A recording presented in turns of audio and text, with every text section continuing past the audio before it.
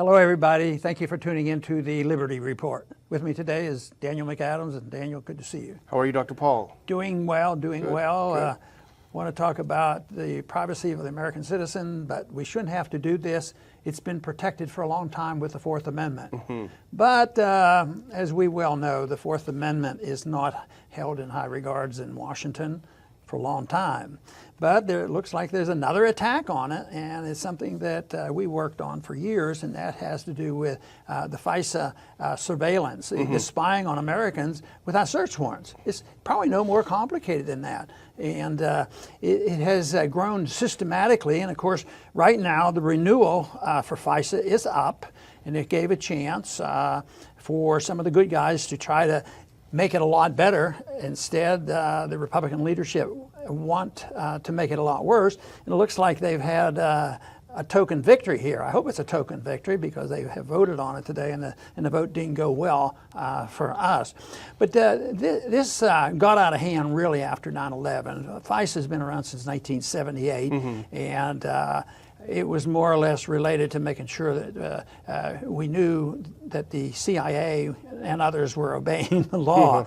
But nothing happened to it then. But in 2001, this was a big issue, and immediately that administration just totally abused the Fourth Amendment. They were started spying on everybody, or anytime they wanted it. No search warrants, and people knew about this. But it wasn't until 2008 that they decided, well, we need to legalize this. That's the way they do sometimes. They do something illegally, and then over on they say, well, we have to pass this to conform what we're doing with the law. So they passed the law in 2008. They did. We were there in 2012 when they renewed it, and they were going to have more guidelines, and they reformed it and made it worse. Yes. So here now, it's back up now for renewal, and the House, matter of fact, just minutes ago, voted on final passage. It passed rather easily. There was a coalition of good Republican, conservative libertarians with a lot of Democrats who were pretty good on civil liberties, but it was too much to overcome, and it passed without too much difficulty. But there was a good debate on this, and it's going to be around yet, and it just may be something that will have to be looking to the Senate for some help, because I understand there's more resistance in the Senate than there was in the House, but it has gone through the House now. It's not good for the American people, and what is disgusting, it was done in the name of protecting American citizens and their privacy.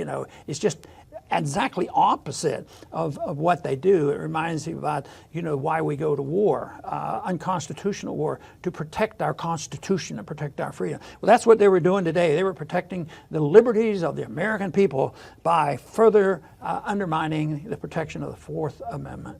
Yeah, that's true. And Justin Amash from Michigan did have a substitute amendment that made it a little less bad, and that was the vote was a little better. I mean, I guess we have such low expectations that whenever there's 100 or so voting the right way, we feel positive about it. But the issue is Section 702 of the FISA amendments, which was passed in 2008, like you said. And really, in a nutshell, what this did is that it allowed the federal government, anytime an American citizen is communicating with a non-American overseas, that communication is sucked up and put into a database, both the American side and the non-American side, and those are all stored. And the question is, what about that communication that's been sucked up without a warrant of American citizens? What can the government do about that? What can it do with it? And the section, as it stands now, they can just hold on to it forever. It's pre-crime. If they want to look in the future, they say, oh, Daniel McAdams, 20 years from now, we're going to look back at everything you've done, because we've got it all here. We've got your whole life here to build the case against you, against a crime that you haven't committed yet. So that's the essence of it. It's very Orwellian. It's very anti-American. But unfortunately, the House has voted to reauthorize it today. And where they really got off base was the general warrants. And if they found some person somewhere in the world, they say, oh, he's a suspect. So they then say, under the general warrant, we can watch what he does, whether he sends an email to anybody in the United States, maybe to say happy birthday, or receive one. That person in the United States then becomes a target.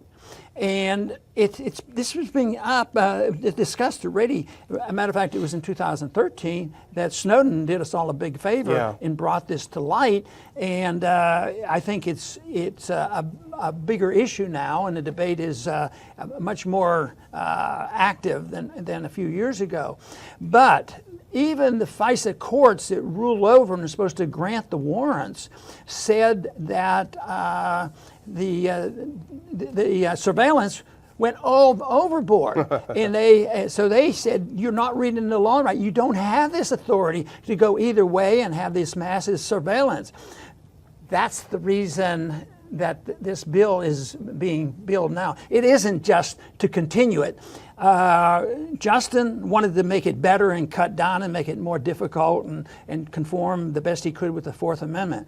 What the Republican leadership wanted to do was to make sure it was very clear that they had the authority, that their own court had already said they overstepped their bounds, so they're making it a lot worse. But that's not too unusual. That's so often it happens that way.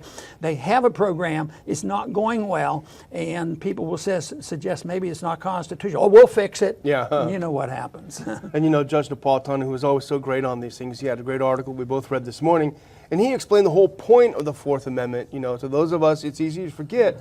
It was a reaction to something called, as you pointed out, the general warrants that the British courts had, where they could just, if they wanted to surveil, if they, that version of surveillance in the 18th century version, they could monitor, they could do whatever to a large group, no matter where they are. The Americans, when they rebelled against the British and wrote the Constitution and the amendments, said, no way, we're not going to do it this way. The warrant must be specific about the person and the place that you're going to surveil. And that was the beauty of our American Revolution that unfortunately is undermined by all of this nonsense. And this is very important. We have to keep fighting these fights. But at times, I boil it down to, where is the love of liberty? Where is the concern? Where are the American people wanting to be really kept in private, allowed to be to keep their privacy? I think it is so weak that even if you have the law, let's say Justin's amendment passed. The way I see what's happening in Washington, it's lawless. Yeah. We fight the wars without declaration. We spy on people it isn't like it was a complicated matter. It doesn't take a genius, even though Judge Napolitano is a genius when it comes to the law. It's not that complicated. You can read that, and they're not supposed to do it, and they all knew this. But then they try to, they avoid it, and then they can. Oh, well, we'll fix that and make it very clear. Then they go and make it much worse because they're lawless. And when you think of almost everything they do, is a violation. Every once in a while, you'll have them all violating the Constitution, but if they can find one little thing that say, oh, see, I'm a constitutionalist, but they need to know what's in Article 1, Section 8 on what was explicitly permission given to in Article 1, Section 8, but there's not many people who pay much attention to that, and unfortunately, this is almost routine. We should give Snowden some recognition for waking up a few people. The debate is more lively now. This is the debate we should have had at the beginning of the century after 9/11, but of course under those circumstances when people are fearful, then they're willing to sacrifice their liberties, which is a real tragedy. That's when you really ought to be protecting your liberties. More than anything. Well, you're right, this lawlessness and the smokescreen that's used to cover this lawlessness is called reform. And this whole mess is caused by reform. FISA was a reform bill. In '78, after Watergate and after the Church Committee hearings, the Americans discovered how much the CIA and the FBI were abusing the Constitution, spying on them. So they said, we got to fix this. We got to pass a reform. So what they did is they did something that in a way superseded the Constitution, and it opened the door for abuses. It's similar to what you always say about the War Powers Resolution. It was a reform after Vietnam supposed to make it easier or difficult for the president to take us to war, and in fact, it made it easier. Just like the Patriot Act reform, remember Sensenbrenner wrote the Patriot Act, which was an absolute full frontal assault on the Constitution.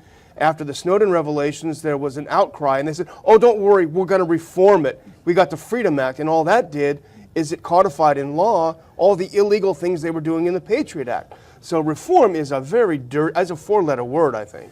Yeah, and there were a few people, including myself, maybe even you, that thought maybe our president would help us out because he's been on the receiving end of this. He's a victim. He's been on the receiving end of this abuse. And I think that we didn't get very much help from him. Well, Trump, I think he's gaslighting all of us, making us crazy, because I think we have a tweet. I woke up this morning and I saw this tweet, and my heart jumped. I thought, Trump has woken up. He's going to veto this bill. He writes this thing about how horrible the FISA Act and FISA courts are. It's used to surveil him in his campaign. It's terrible. He realized he's a victim. And I was jumping up, and then I realized a couple minutes later he made another tweet that completely contradicted it, saying, go on, House, pass this bill, pass this bill. So I don't know if General Kelly knocked on the door and said, hey, you better change that tweet. You know what his answer would be? You know, on the House floor, you're allowed to revise and extend. If you don't have enough time to finish your statement, you can extend, but actually you can revise too if you need to. But maybe Trump works on that assumption. I tweet, but I have the right to revise and extend. And he does a little bit of that. That's true. Well, let's talk a little bit about the Senate then, because the House is done, unfortunately. It was okay. The Amash vote was okay, better than some we've had in the past. But let's look forward to the Senate now. What do you think might happen? My first advice to anybody listening that is energized, they should make contacts. Yeah. You know, a member of Congress will wake up if he gets enough messages. But if there's only 3 or 4, they don't. But when there's enough people, so it's still worthwhile getting hold of the senators. I don't think I'm going to call on any senator from Kentucky because I happen to know his position. Matter of fact, he's been working very hard on this with Ron Wyden. Yeah. You know, and Ron Wyden and I work together on civil libertarian issues and some foreign policies issues, and they have a little more clout. And they're believers, and they can put a monkey wrench into this. So we'll have to watch that carefully. But it won't hurt. It's still worthwhile. I know it seems useless sometimes to participate, but at times it can be very helpful. When you think about the work we did with auditing the Fed, because a lot of people wrote, we did get a unanimous Republican vote in the House when we got it that far along. So they do respond if there's a lot of noise out there. But unfortunately, it takes an awful lot. How far are we going to go? Are going to be satisfied with Snowden's awakening and waking us up and start to push back on all this? But the Senate is, we need to keep up on that, and we need to encourage people to contact their senators. And they have more tools in the Senate. And Senator Paul, I've followed his tweets. He's been pretty active lately too on Twitter, and he said he'll do whatever it takes to stop this from being as bad as it is right now. You know, obviously he's limited. He probably would prefer, as we would, to let the whole thing sunset. But he's even said he'll go down and he'll try to filibuster it. And I was very happy to see, as you mentioned, that on a tweet where he said something strong like that, Senator Wyden retweeted it and said, I'm with you, Senator Paul. I'm with you, Rand. I'll go to the floor with you. I'll do whatever it takes. So that might encourage a few others, knowing that it's a bipartisan and to broaden that coalition. So, yeah. When you think that this is related to our foreign policy, I mean, we're talking about the spying we're doing on foreigners. If we were a non-intervention society, would we have to have all these people out there spying on everybody, because the war on terrorism is going to last forever. It's the enemy is undefinable, but it's going to last a long time. So therefore, we need thousands of people doing this. I think I read where there were 60,000 individuals hired by the government just to read or compile all what they are collecting, you know, all the emails and telephone and picking out the bad guys. So there's thousands and thousands. It costs a lot of money. But I would think, since this big argument is between what we're doing overseas versus Americans at home and the communications here, I would suggest, and and strongly so, that a different foreign policy would make it a lot easier for us to not get frightened to death and to sacrifice our liberties because they're coming to get us. They're coming to get us all the time. Strike the root. That is the root. The root is our foreign policy. But I would just, in closing, reiterate what Dr. Paul said. Obviously, we don't endorse or oppose any piece of legislation on this show, but obviously educating your senators to the value of our Fourth Amendment is a very good thing to do. My final statement, I would like to encourage people, we don't do this very often, probably not often enough, but if you like what we do on the show, we do have a companion website in addition to the ronpaulinstitute.org. We have ronpaullibertyreport.com. It will have this show on it and other related articles. You see a little bit more economic stuff on there than we have on the Institute site. So ronpaullibernyreport.com is a good place to go. Very good. You know, the issue of privacy has come up quite frequently, and it's been used in, some other cases. In the abortion case, they talked about privacy. Oh, privacy is not part of the Constitution. Probably is not the word privacy isn't there. But you can't talk about liberty, and you can't talk about personal rights without talking about what privacy is. Privacy really is the essence of liberty, and that's what the Fourth Amendment was supposed to protect the privacy of the individual. And unfortunately, we've gone astray, and people get very confused, and our government is too big. We have too many people spying on us for reasons totally unnecessary, and this is a good issue to talk about and try to sort out. And like I've said so often, a good place to start on sorting things out like this is just know what the Constitution said. We're supposed to obey that. Everybody takes an oath for it, for obeying it, but for some reason they drift away. They become utilitarian pragmatists, and they turn